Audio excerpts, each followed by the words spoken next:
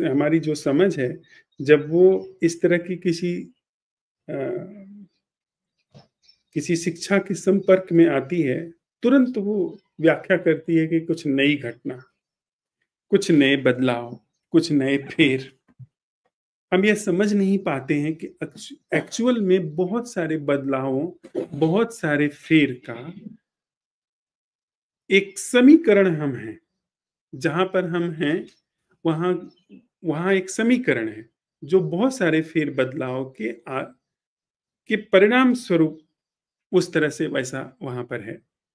अब जब आप फेर बदलाव के एक घटनाक्रम में परिवर्तन करके दूसरे किसी घटनाक्रम की तरफ जाना चाहते हैं, तो आप उसी परिपाटी का अनुपालन कर रहे हैं, जिस परिपाटी से घटनाक्रम घटित होते हैं। एक घटनाक्रम घटित हुआ है इस परिपाटी से कि किसी नई घटना से। अब घर परिवार हम आप बसाते हैं, तो ये तो सोच समझ के बसाते हैं कि घर परिवार की घटना जब घट जाएगी, पत्नी की साथ में या बच्चे के साथ में परिवार की घटना जब घट जाएगी, तो जीवन में बड़ा सुकून हो जाएगा। तो जो हमारी बुद्धि काम करती है, वो घटनाओं को घटाने के हिसाब से काम करती है। अब घटनाओं को घटाने के हिसाब से एक घटनाक्रम से दूसरे घटनाक्रम में जाना, उसी परिपाटी को मजबूत बनाना है। आप उसी लाइन पे हम चल रहे हैं। बजाय इसके, अगर आप ये अपने भीतर इस तरह का अनुसंधान स्थापित करते हैं कि क्या कोई ऐसा जीवन है जो घटनाक्रम से मुक्त है, जो घटना घटनाओं के फेर बदल के आग्रह से मुक्त है, और किसी नई घटना की आप अपेक्षा नहीं करते हैं।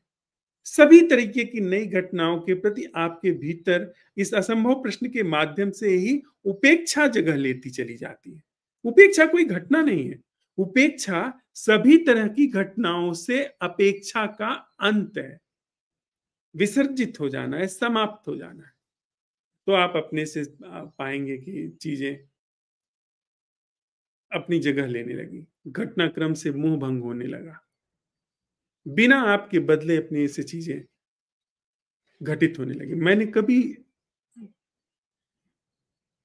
कुछ अपवाद छोड़ दिए जाए तो शायद मैंने कभी घटनाक्रम को बदलने की चेष्टा नहीं की। हाँ, उस तरह से घटनाक्रमों की व्यर्थता देखते हुए अपने से घटनाक्रम बदलते चले गए। फिर उन बदलते घटनाक्रमों को पकड़ करके रखने की भी चेष्टा नहीं की। अपने से चीजें होती चली गई, जो जैसा